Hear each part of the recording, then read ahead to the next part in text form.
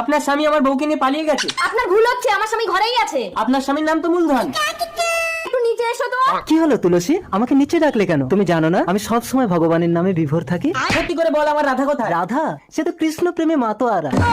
Madam, আপনার স্বামী তো সাক্ষাৎ সাধু, আমাকে ক্ষমা করবেন প্লিজ। তথাস্তু।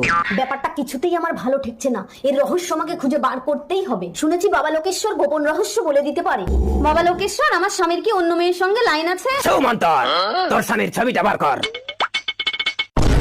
ও সাধু বাবা, পালাচ্ছ কেন? আরে ওই মালটার জন্যই তো আজ আমি সংসার ত্যাগ করে সাধু সেজে আছি। মানে? হারামজাদাটা আমার বউকে নিয়ে সংসার করছে। আরে আমিই তো সেই তুলসী, তোমার বউ। না, এই সাধুর দ্বারা কিছুই হবে না, আমাকে এই রহস্য বার করতে হবে। এই তুমি কোথায় যাচ্ছ? নগর ভিক্ষে করতে যাচ্ছি তুলসী। তোমাকে নগর ভিক্ষা করতে হবে না, দাও আমি যাচ্ছি। रुको जरा। রাধা বেরিয়ে এসো, পুরো ঘর ফাঁকা, আমি আর তুমি